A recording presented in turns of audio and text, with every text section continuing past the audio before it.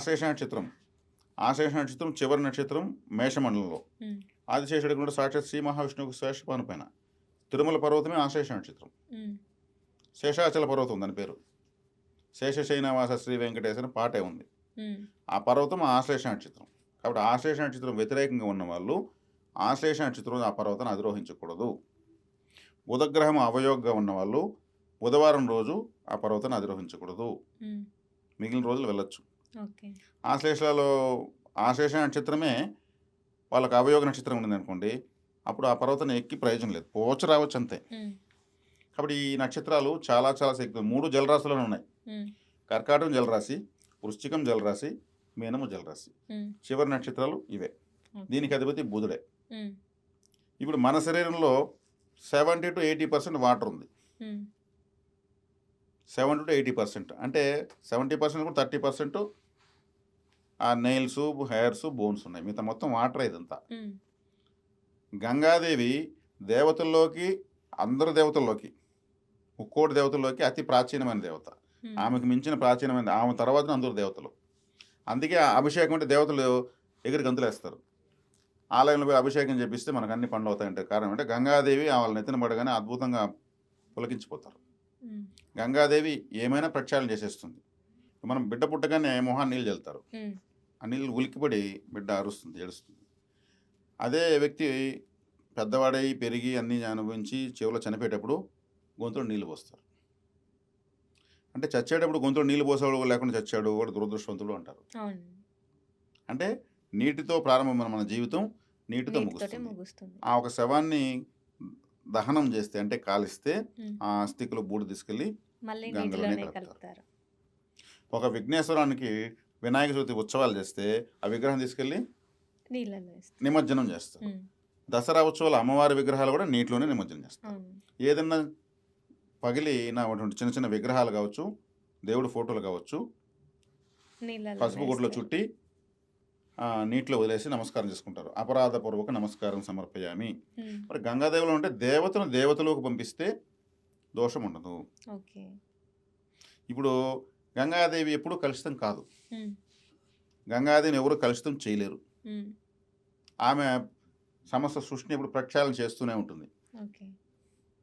ఇప్పుడు మనము కొంచెం ఫన్నీగా చెప్పుకోవాలి, లాజికల్గా చెప్పుకోవాలి, అందరికి అర్థమయ్యే విధంగా చెప్పుకోవాలంటే ఒక పెద్ద దొంగ లేదా ఉగ్రవాది ఉంటాడు. వాడు ఎంత కొట్టినా ఏం చెప్పడు, వాడిని కొట్టి ప్రయోజనం లేదు, పోలీసులకు అర్థమైపోతుంది. వాడి దగ్గర నిజం ఎట్లా రాబడతారంటే చెయ్యి తాకుండా రాబడతారు. ఎలా రాబడతారంటే వాడు తినగలిగే ఫుడ్ మంచి బిర్యానీ పెట్టేస్తారు, లాస్ట్లో నీళ్ళు ఎవరు, వాడు దాహాన్ని తట్టుకోలేడు.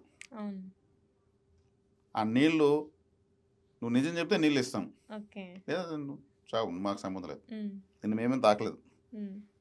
దాహాన్ని వాడు ఎంత ఉన్నా కానీ దాహాన్ని జయించలేడు. నీళ్లుంటే ఎక్కడ నీళ్లుంటే అక్కడ పుణ్యక్షేత్రాలు ఎక్కువ ఉంటాయి. ఎక్కడ నీళ్లుంటే అక్కడ పూర్వకాలంలో ఋషులు ఆశ్రమాలు కొట్టినేవాళ్ళు. ఉత్త నీళ్ళే ఉంటే చాలు, నీళ్ళు తాగి ఎన్ని సంవత్సరాలు బతకచ్చు. నీటిలో అన్ని పోషక పదార్థాలు ఉంటాయి. అంతే అంటూ ఉంటారు, ఆ నీళ్ళు తాగి వీనికి ఇంత పౌరుషం, ఈ నీళ్ళు తాగి వీనికి ఇంత పౌరుషం, ఆ తిండి తిని ఈ తిండి తిని ఎందుకంటారు.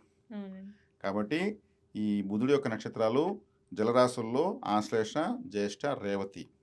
ఆశ్లేష ఆదిశేషుడు. ఆదిశేషుడు అంటే ఎవరు?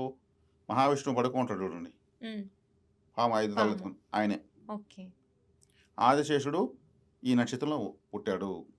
జ్యేష్ఠ నక్షత్రము 2వ మండలంలో జ్యేష్ఠ నక్షత్రం. జ్యేష్ఠాదేవి. జ్యేష్ఠాదేవి అందరూ భయపడతారు, ఆమె దరిద్ర దేవత అది అంటారు. తప్పు. దేవతలని అంత మాట అనేది ఎవరు ఇచ్చారంటే రైట్స్? అసలు ఎవరు దగ్గర చూసారు ఆమె? ఏమన్నా చాలా గొప్ప దేవత ఆమె. ఆమె అనుమతి లేని, ఆమె అనుమతి కానీ దొరికిందంటే ఇంక జీవితంలో ఏమి అవసరం లేదు, మనకు అన్నీ వచ్చి పడిపోతాయి, మొత్తం అన్ని సంపదలు వచ్చేస్తాయి. ఆమె ఒళ్ళోనే సంపద ఒళ్ళో పెట్టుకొని ఒక చేత్తో చీపురు ఎత్తుకుంటుంది, గాడిద వాహనం.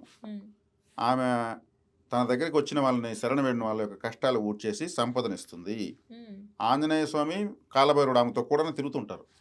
మరి వాళ్ళు ఎందుకు తిరగాలి ఆమెతో కూడా? ఆ జ్యేష్ఠాదేవి ఫోటో కానీ గూగుల్లో కొడితే ఒకవైపు ఆంజనేయ స్వామి, ఒకవైపు కాలభైరుడు ఉంటారు. ఎంత గొప్ప దేవత ఆమె. గాడిద ఆ వాహనం, నిత్య సంతోషి గాడిద. గాడిద 24/7 హ్యాపీగానే ఉంటుందంట. పైకి అలా కనిపిస్తుంది కానీ లోపల మాత్రం చాలా హ్యాపీగా ఉంటుందంట. అది కష్టపడుతుంది కూడా, సంతోషంగా కష్టపడుతుందంట. అంత గొప్ప జంతువు ఆమెకు వాహనమైంది. ఇక రేవతి నక్షత్రం. రేవతి నక్షత్రం అంటే ఏమి? అపార జలం, సముద్రం, హ్మ్. చేపలు, సముద్రంలో వెళ్ళే పడవ, పెద్ద షిప్ అంటే రేవతి. బీచ్. మన ఇంట్లో అక్వేరియం ఉందంటే రేవతి నక్షత్రం బలం ఉంటేనే మన ఇంట్లో అక్వేరియం ఉంటుంది. మనకు చేపలు సంబంధించినటువంటి ఫోటోలు, సింబల్స్ ఇండ్ల పైన వేసుకుంటుంటారు. వాళ్ళకి రేవతి నక్షత్రం ఉంటేనే అవన్నీ వచ్చి వాళ్ళ ఇంటి పైన అందంగా కనిపిస్తాయి. ఓకే. షిప్పు సముద్రం సంబంధించిన అన్ని రకాల వృత్తులు, వ్యాపారాలు చేస్తారు కదా, హ్మ్. ఉద్యోగాలు, అవంతా రేవతి నక్షత్రం అనుకూలంగా ఉంటే నడుస్తుంది. ఓకే. సముద్ర సంపదను వెలకట్టేదానికి ఎవరి వల్ల కాదు. హ్మ్. అసలు ఒకసారి సముద్రం పొంగిందంటే ఇంకా దేశాలు అల్లకల్లమైపోతాయి. చివరికి వచ్చేది జలప్రలయమే. హ్మ్.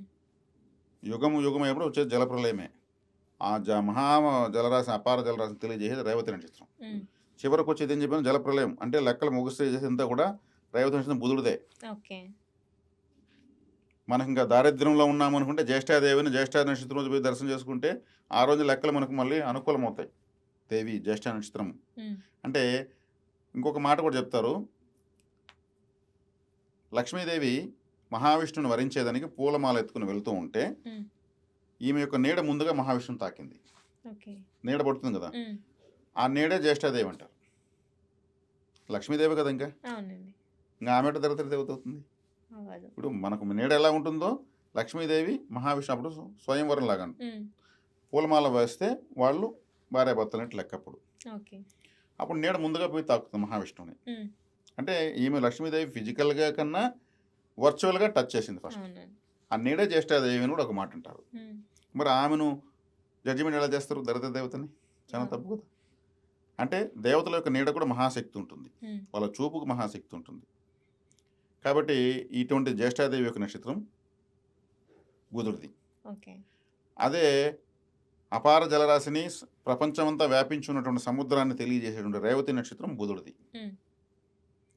ఆది అంతము జలమే. అటువంటి జల నక్షత్రాలు ఈ బుధుడివి. ఓకే. అంటే ఈయన వచ్చేకాడికి లెక్కలు. ఇప్పుడు ఒక గ్లాసు మనం ఎండకు పడి వస్తాము, హ్మ్. ఎడమరగానే ఓ గ్లాస్ సాంబారు, ఒక గ్లాస్ రసమే అంటారా? ఒక గ్లాస్ నీళ్ళు ఇస్తారా? నీళ్ళు ఇవ్వమని అడుగుతారు. చల్లగా నీళ్ళు ఇచ్చిన తర్వాత వాళ్ళు ఏమైనా ప్రశాంతంగా కాదు. అవును. అటువంటిది జలం. ఓకే. కాబట్టి ఇక్కడ ఈ నక్షత్రాల యొక్క ప్రత్యేకత క్లుప్తంగా నేను ఇవి చెప్పడం జరిగింది. కాబట్టి జ్యేష్ఠ నక్షత్రము అనుకూలంగా ఉన్న వాళ్ళు జ్యేష్ఠాదేవిని ఆరాధించవచ్చు. ఇంద్రుడు కూడా అనుకూలమవుతాడు. దేవతల్లో ఇంద్రుడికి చాలా ఇష్టం ఓకే. జ్యేష్ఠ నక్షత్రం. ఆయన పుట్టిన జ్యేష్ఠ నక్షత్రం. హ్మ్. దేవతలకు రాజు ఎక్కడ పుట్టాడు? జ్యేష్ఠ నక్షత్రం. జ్యేష్ఠ నక్షత్రం. మరి భూమండలాన్ని మోస్తున్నటువంటి మహావిష్ణువుకు పానుపోయినటువంటి ఆదిశేషుడు ఎక్కడ పుట్టాడు? ఆశ్లేషలో పుట్టాడు. ఆశ్లేష. మరి ఈ మహావిష్ణువే పడుకుని ఉన్నటువంటి ఈ అపార సముద్రం యొక్క జలరాశి ఎక్కడుంది? రేవతిలో ఉంది. హ్మ్. విమానాలు 120 సంవత్సరాల ముందు లేవు. హ్మ్. పడవ ప్రయాణాల ద్వారా ఒక దేశాన్ని కనుక్కున్నారు. హ్మ్. ఈ నీటి ప్రయాణాలే. విదేశాలకు వెళ్ళాలంటే పడవల ద్వారా వెళ్ళేవాళ్ళు. ఈరోజు నదులు. ఇప్పుడు మన ఈ కర్కాటక రాశిలో ఆశ్లేష నక్షత్రం ఉంది. ఈ కర్కాటక రాశి మనం తాగేటువంటి శుద్ధ జలాన్ని, చిన్న చిన్న బావులు, కుంటలు, మంచినీటి సరస్సులు తెలియజేస్తుంది. వృశ్చిక రాశిలో జ్యేష్ఠ నక్షత్రం ఉంది. ఈ మురికి గుంటలు, అశుభ్రమైన నీళ్లు, డ్రైనేజీ వాటరు, ఈ ఫ్యాక్టరీల ద్వారా వచ్చినటువంటి డ్రైనేజీ వాటరు, మురికి నీళ్ళన్నీ కూడా అటువంటి అశుద్ధమైనటువంటి జలాన్నంతా కూడా వృశ్చిక రాశి తెలియజేస్తుంది.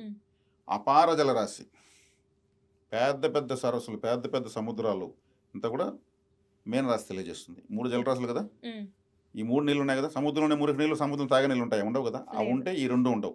ఈ మురికి నీళ్ళు కాడ సముద్రం ఉండదు, మంచినీటి కుంటలు ఉండవు. మంచినీరు ఉన్న చోట ఈ 2 ఉండవు. జ్యోతిశాస్త్రంలో చూడండి కాలపురుష యొక్క స్వరూపం ఎలా ఉందో. ఈ జలరాశికి సంబంధించినటువంటి వాడే బుధుడు. కాబట్టి నీళ్లు శుభ్రమైన నీళ్ళు అయితే మన బుద్ధి బాగుంటుంది. వాటర్ కంటెంట్ కానీ బాగాలేకపోతే, ఫుడ్ వాటర్ బాగాలేకపోతే ఇంక వాళ్ళు అనారోగ్యాలు వచ్చేస్తాయి. వాటర్ ఇన్ఫెక్షన్ వచ్చిందని కంపల్సరీ. మన శరీరంలో ఉండేది 70 to 80% వాటరే. కాబట్టి ఇక్కడ ఉన్నటువంటి దేవతల యొక్క వివరాలు, ఈ నక్షత్రాల యొక్క ప్రత్యేకతలు మనం ఈరోజు క్లుప్తంగా తెలుసుకున్నాం.